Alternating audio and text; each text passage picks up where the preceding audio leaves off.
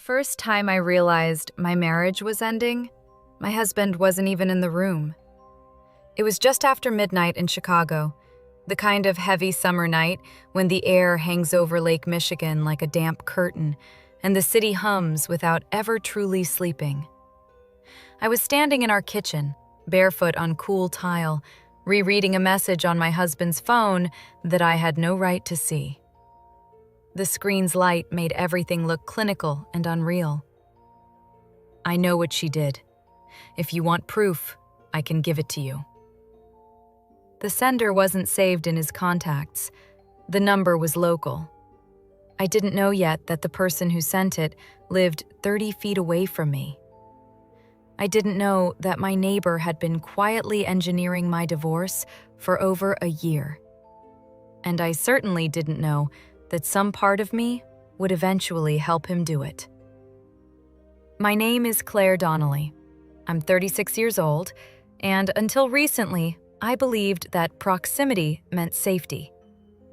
We bought our condo in Lincoln Park 5 years ago, convinced by brick facades and tree-lined streets that felt insulated from the harsher edges of Chicago.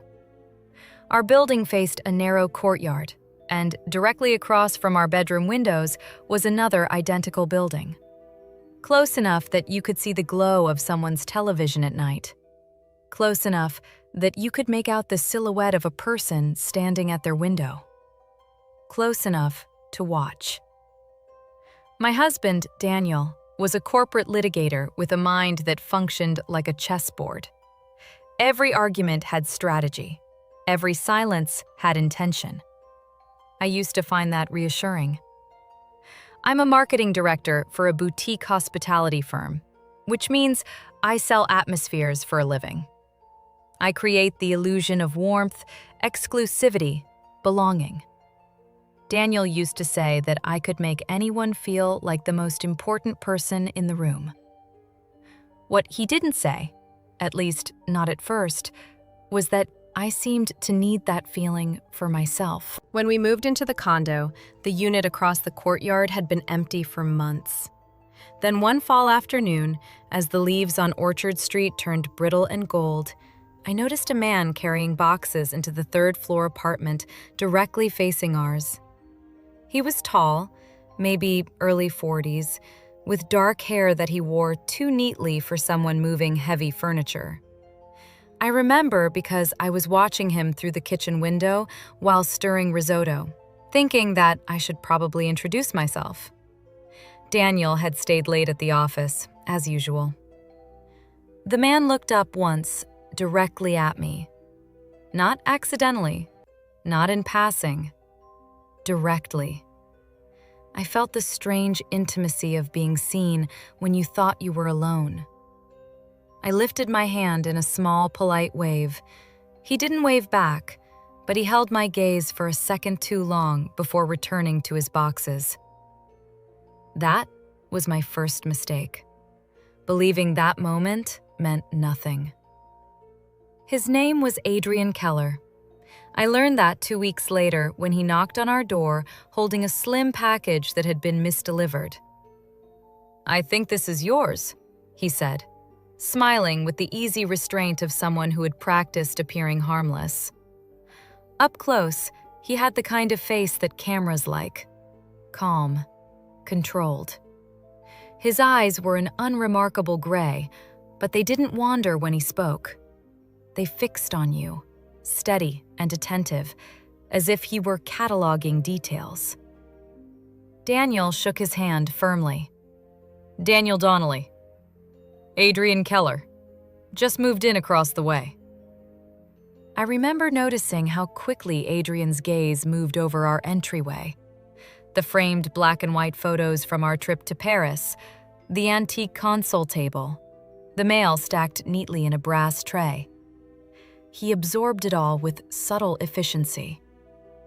We invited him in for a drink. That was Daniel's idea. It felt neighborly. It felt adult. It felt safe.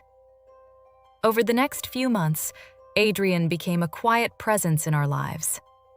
We ran into him in the courtyard, in the elevator, at the small Italian cafe on Clark Street. Chicago in winter shrinks people together, forces you into shared spaces where you nod at familiar faces while brushing snow from your shoulders.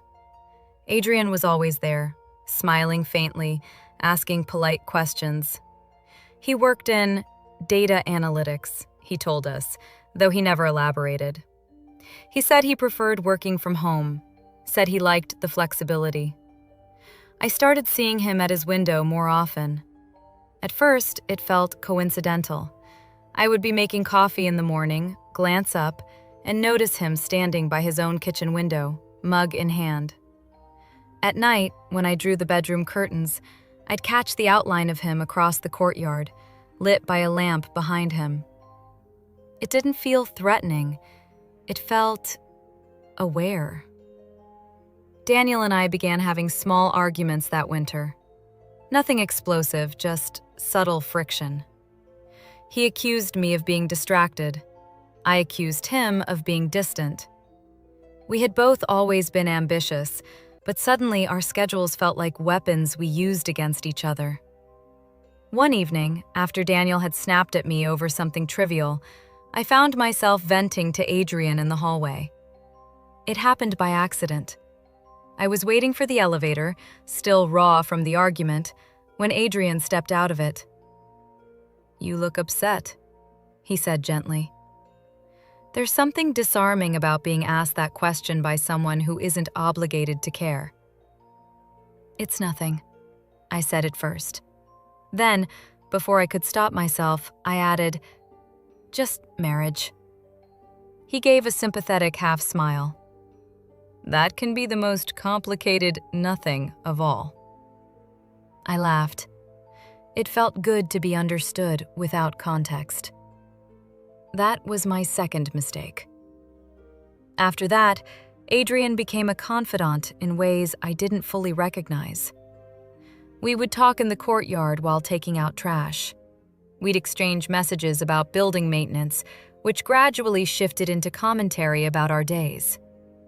He never pushed boundaries overtly. He never flirted in a way that could be quoted back to him. He just listened.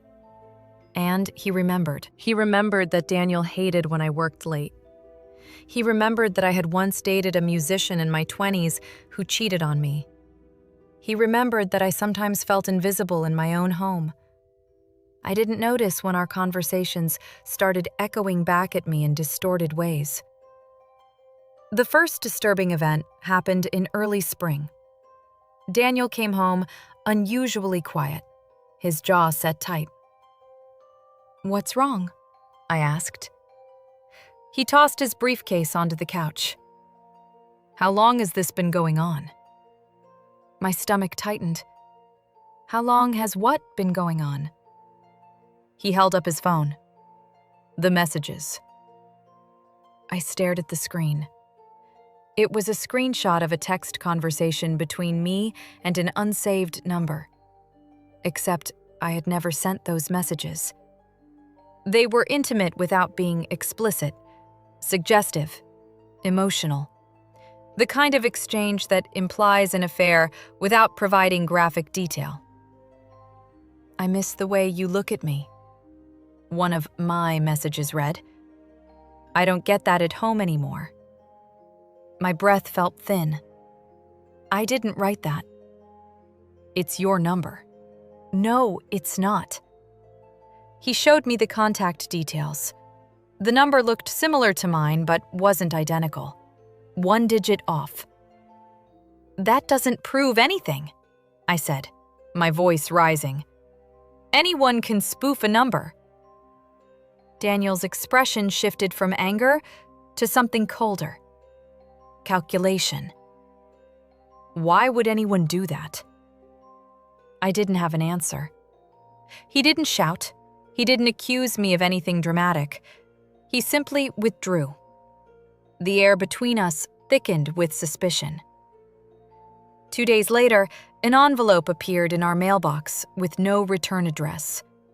Inside were printed screenshots of those same messages, along with a photo of me standing in the courtyard, head bent toward someone just out of frame. The angle was elevated, from across the courtyard. I recognized the coat I was wearing. I remembered that afternoon. I'd been talking to Adrian. The person cropped out of the photo could have been anyone. Or it could have been him. I stood in our kitchen, holding the photo with trembling fingers, my heart hammered, not with guilt, but with confusion. Daniel watched me carefully.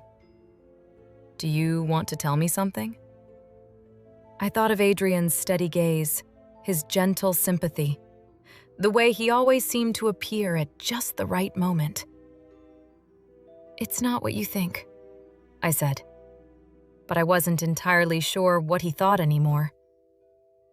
Doubt is corrosive. It doesn't explode, it seeps. Over the next few weeks, more evidence surfaced. A receipt emailed to Daniel showing a hotel bar charge under my name on a night I had been at a networking event. A blurred photo of me entering a building downtown with a man whose face couldn't be seen. Anonymous messages implying that my relationship with our neighbor was more than friendly. Each piece was plausible, none of it definitive. Daniel began sleeping in the guest room. I confronted Adrian one evening, my pulse pounding in my ears. "Are you sending those messages?" I asked. His expression shifted from confusion to concern so seamlessly that I almost believed it. "Claire, what are you talking about?"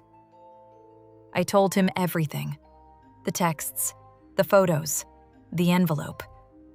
He listened without interrupting, his brows drawn together in what looked like genuine alarm. "That's harassment," he said quietly. "Have you considered that someone is trying to hurt you?" "Who?" He hesitated just long enough. "Does Daniel have enemies at work?" It was a subtle pivot. Suddenly the focus wasn't on me, it was on Daniel, on his cases, on the corporations he had sued. Adrian suggested installing security cameras. He offered to help. "He might be escalating," Adrian said, "whoever this is."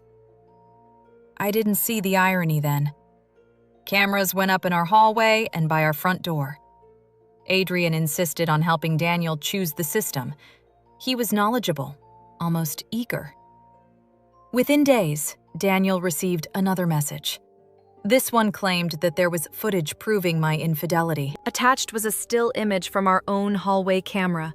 Me, laughing at something Adrian had said while handing him a misdelivered package. The angle made it look intimate. Daniel stared at me with an expression I had never seen before.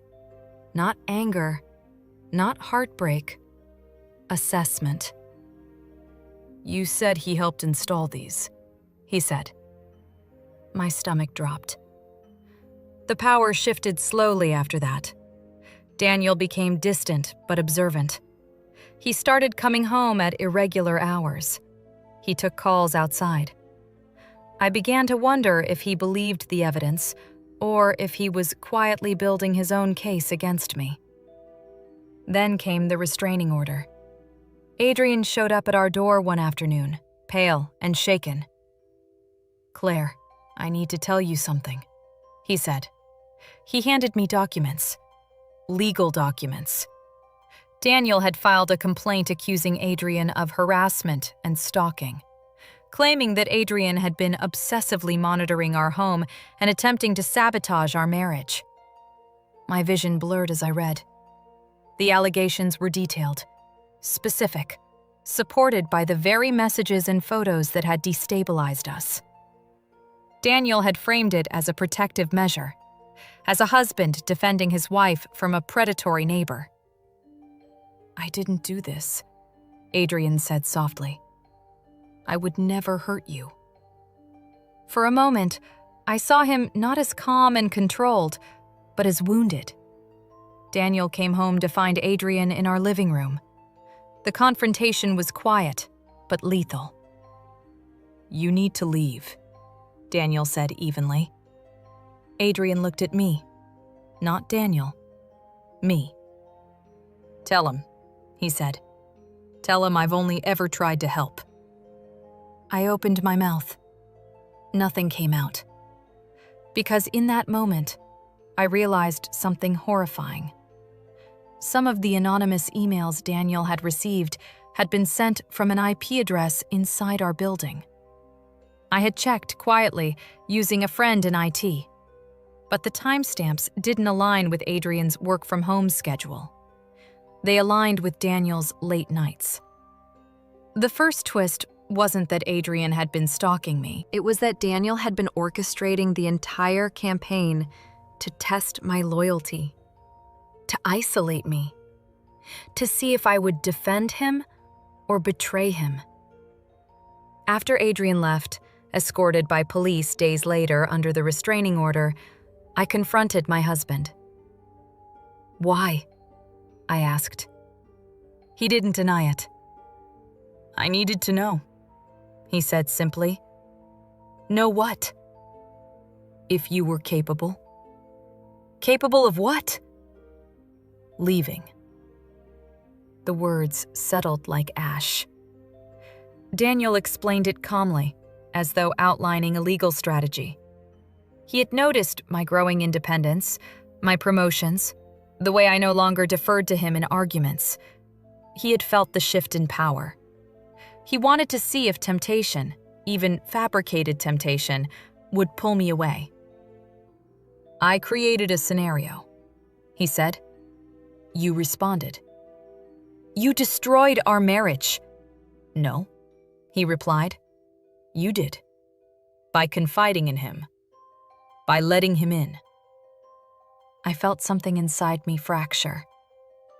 We separated 3 months later. Adrian moved out shortly after the restraining order was dismissed due to lack of evidence.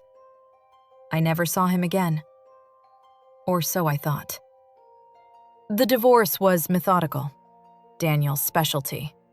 He argued that my emotional infidelity had caused irreparable harm.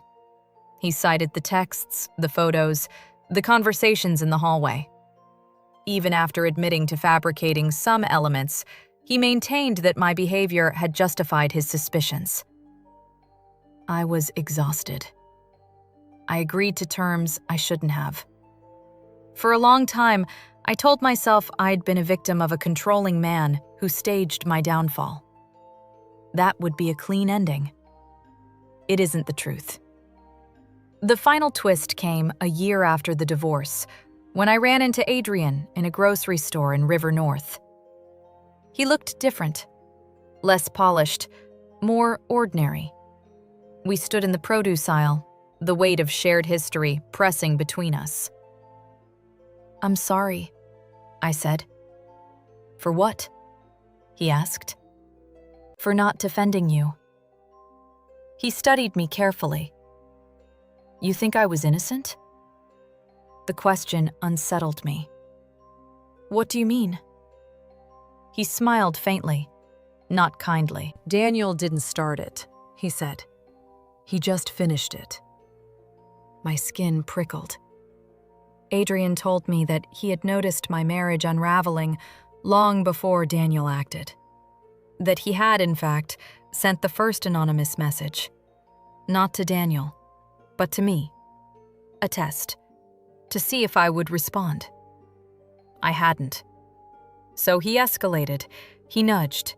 He manipulated circumstances to create proximity. He took photos designed to look ambiguous. He planted seeds of doubt. He hadn't expected Daniel to retaliate so ruthlessly.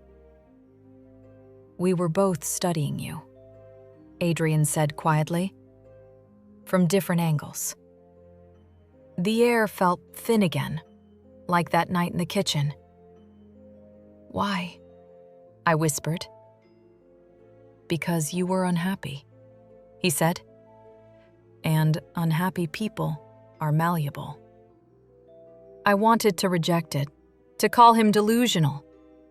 But I remembered the thrill of being seen, the comfort of his attention, the way I had allowed the intimacy of our conversations to deepen. I had never physically cheated, but I had enjoyed the game. I had enjoyed being the center of two men's calculated focus. That is the part that still disturbs me. Daniel wanted control. Adrian wanted possession. And I wanted to be wanted. No one in this story is fully innocent. I moved out of Lincoln Park after that. I now live in a high-rise overlooking the river, where the windows are tinted and the distance between buildings is wide enough to discourage intimacy. Sometimes, at night, I still look out across the city's glowing grid and wonder how many quiet wars are unfolding behind other windows.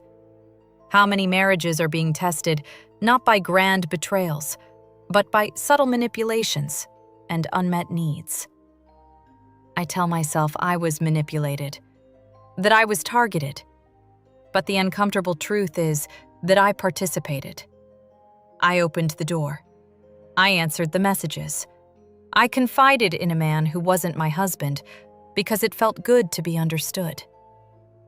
Adrian once told me that data is most powerful when it reveals patterns people don't want to see.